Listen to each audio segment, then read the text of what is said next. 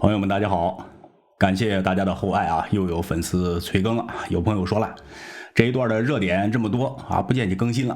有朋友私信说，大刘老师这名字起得好啊，讲讲碳中和，讲讲呗，都搞迷糊了。实在不好意思啊，个人是有点私事给耽误了。那么今天我们就来说一说热点和碳中和吧。那什么热点呢？最近肯定是中美会谈最热闹呗。就中美的阿拉斯加会谈呢，咱们也不多说了啊，这两天相关的内容太多啊，不管你是扬眉吐气也好，还是意犹未尽也好，从这个事情中呢，我们要深切体会到5个字啊：弱国无外交啊。同样的一番正义凛然的话啊，从杨主任的嘴里讲出来就能够震撼世界，但从另外一些人嘴里边讲出来啊，跟没说一样。远的呢有1919年巴林和会的顾维钧，近的呢有这位叙利亚驻联合国代表贾法里。贾法里在联合国大会上怒斥美国以谎言为由发动侵略战争劣迹斑斑。但是他发言一开始，英美代表已经离席走了。就贾法里的发言呢，也没有能够阻止住英美法联军对叙利亚发动空袭啊。这些年呢我看西方媒体的报道啊，有一个有意思的事情啊，那就是即使说是再有偏见的发达国家的媒体啊，都不否认一个事儿啊，那就是现在的中国呀，比20-30年之前呢要强啊，这个很正常，对吧？如果有个媒体说现在的中国还不如2000年时候的中国呢，那得有多大的勇气来扯这样的弥天大谎啊！虽然我们也不否认呢，现在的问题啊也多了啊，房价高，人们的生活压力呢也是越来越大，但是我们的生活确实是比20-30年之前呢要强的太多了。我指的呢是所有的中国人啊，不是大多数，更不是少数人。就每一个人的生活呢，都是往好的方向发展的，这个是全世界的共识啊，就是中国现在比过去强，而且呢是强的多。有意思在哪儿呢？就是西方媒体啊，不否认中国越来越好，但是呢，却从来不主动深入的去分析一下中国为什么会变得越来越好。也可能是我看的少啊，就是有些媒体吧，法语、德语、意大利语、西班牙语，这咱也看不懂啊。但是英语的媒体也很少这样说呀，即使有，也是擦个边儿啊，分析点细枝末节的东西，然后呢就把你带偏了啊，从来就没有客观深入的去剖析一下中国为什么会越来越强大。为什么呢？我跟您讲啊，不是分析不出来，而是呢他们不敢一分析就会发现了，西方所信仰的那些自由和民主啊，不一定就是对的。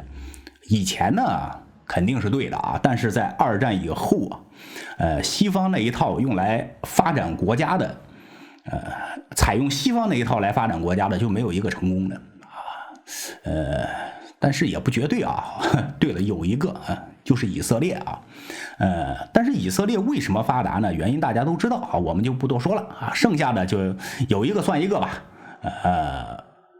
全都给带坑里去了。最典型的就是伊拉克和乌克兰嘛，至于说发展起来的啊，全部都是走自己的路的。二战之后发展起来的本来就没有几个呀，以工业立国的就2个，一个是中国，一个是韩国。那韩国走的是不是西方路线呢？也不能这么说啊。韩国经济起飞、汉江奇迹的时候啊，可不是自由民主的，是朴正喜将军发动军事政变，成立军政府，那个时期韩国的经济才起飞的啊。当然了，我举这个例子并不是说军政府好啊，最起码说明吧，是证明西方那一套啊，就把你忽悠瘸的要远远多于把你带上岸的。所以呢，西方媒体不敢分析，一分析就会发现中国走的是一条正确的路，那不是自己往自己脸上打吗？再说回中美会谈啊，其实就很简单了，腰杆硬了，那说话才能硬，而且呢还管用啊。所以说努力发展自己呢才是王道啊。别人发展，别人反对你，甚至围堵你，这都是正常的。毛主席说过嘛，就是别人反对，那就证明我们做对了啊；别人不反对，那就反而危险了。就说到发展了嘛，我们就来聊一聊碳中和吧，这是发展的一个方面啊。两会之后呢，碳中和是越来越热了啊，股市里边碳中和的概念呢也是表现的挺好。但是我们要指出一点啊，A 股的碳中和和我们今天聊的碳中和不是一回事啊，大家一定要搞清楚。因为 A 股就那个德性，它什么概念都要炒一炒啊，你跟着炒呢，大概率会被割韭菜的。我们说的碳中和呢，是一个最少要横跨20-30年的产业。A 股能炒20-30年吗？A 股的碳中和能炒作20-30年吗？它能炒2-3个月就不错了啊！所以呢，首先说明一下啊，我们说的碳中和和股市无关。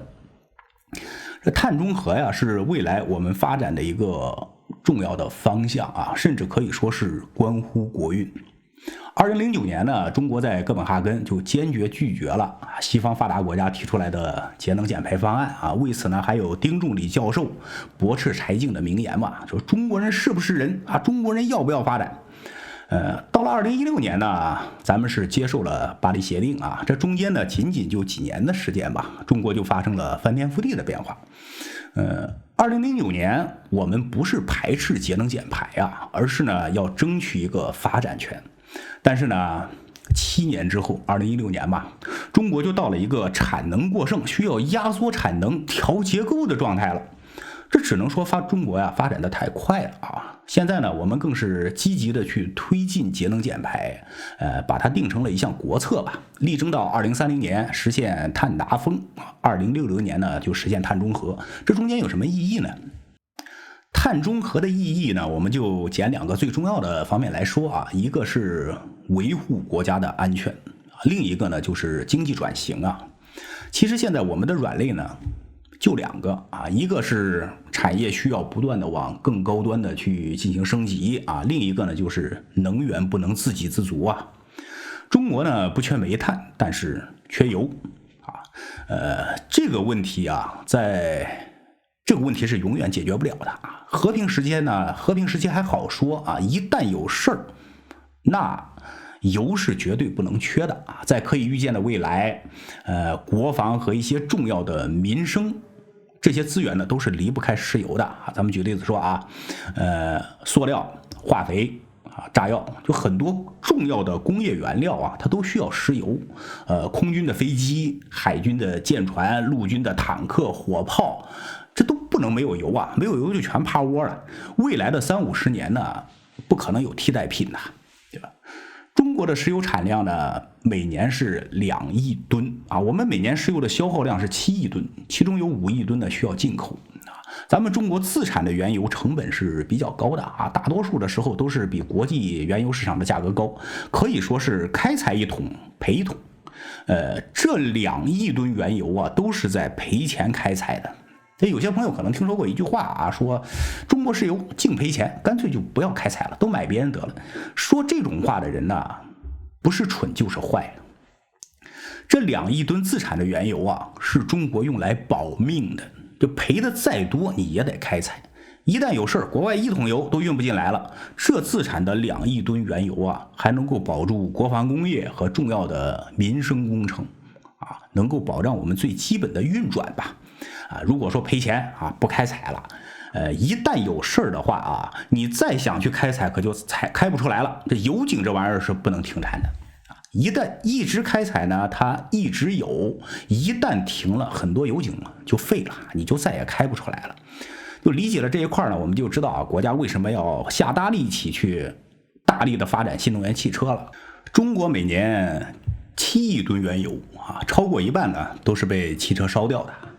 如果我们的车都变成了新能源汽车啊，中国的能源被人卡脖子的问题呢，就彻底解决了啊。我们自产的原油可以保障国防军工和重要的民生，那其他方面用的油就不多了嘛。马六甲海峡还有那么重要吗？另外呢，我们发展新能源汽车呀，就其他国家呢也得跟上啊。现在发达国家都是你追我赶的发展新能源汽车，等到全世界的新能源汽车成了气候了，那原油的消耗量最少得降低1半，石油美元就难过了。至于说新能源汽车用电呢，就中国在这方面呢是有绝对的优势的啊。传统的煤电正在整合啊，这个一会儿我们再讲。就光伏产业呢，中国世界第一。我以前做过一个节目叫做《发达国家粉碎机》啊，就详细的说过中国光伏产业逆袭的过程啊，今天就不再说了啊。有兴趣的朋友可以看一看。风力发电呢，中国世界第一啊。特高压输变电，中国世界第一，就是人类的终极能源可控核聚变啊。中国的研究成果在国际上也是世界领先的地位啊。这简单的提一下就好。我们接着说碳中和对于咱们中国产业升级的作用啊。碳中和呢，这个概念是西方发达国家提出来的啊，但是我们要知道，发达国家倡导节能减排啊，最初的目的可不是为了地球啊，而是为了压缩发展中国家的上升空间。这也是中国2009年在哥本哈根啊坚决反对西方的原因呢。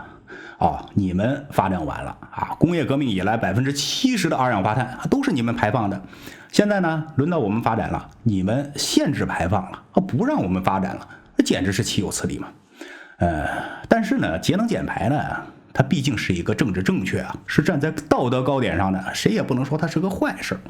另外呢，中国那几年呢，发展的速度实在是太快啊，短短几年时间，从生产不足变成了生产过剩啊，需要压缩产能调结构。所以呢，2016年啊，我们也就签署了巴黎协定啊，把碳中和作为一个手段来推动中国的产业升级。这碳中和的意思大家应该都知道吧，就是一个经济体啊，在发展续存的期间啊，产生的二氧化碳和消除的二氧化碳是一样多的，不是不排放，而是排放多少你要消除多少。就发达国家呢，其实在30年前呢就已经实现碳达峰了啊，在之后就是逐年下降。欧洲呢是确定到2050年啊实现碳中和，美国的加州呢是高科技企业比较多嘛，所以就宣布2045年实现碳中和。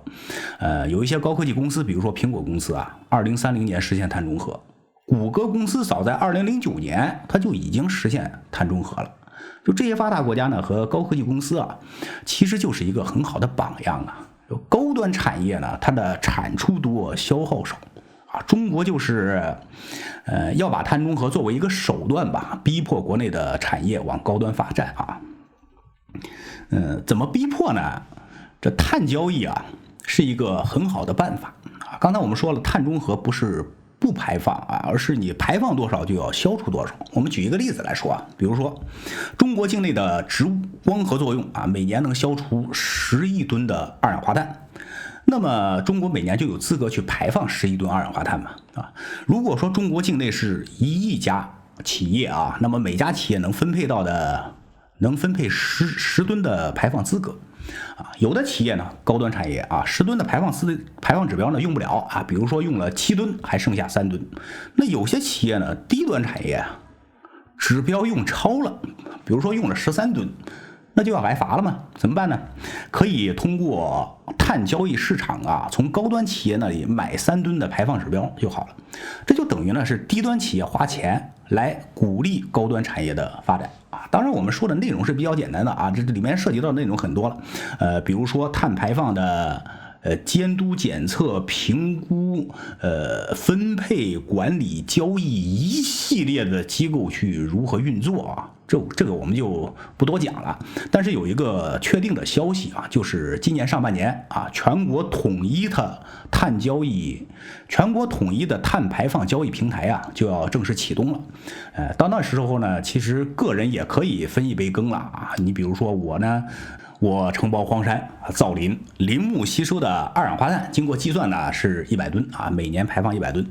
我把这100吨的指标拿到碳交易市场啊，也能够卖一笔钱，这就多了一份收入。我植树造林，最终能卖钱，每年呢还能卖一笔碳交易的钱，这就是碳中和。今天的话题呢也说了不少了啊，感谢大家观看，下期节目再见。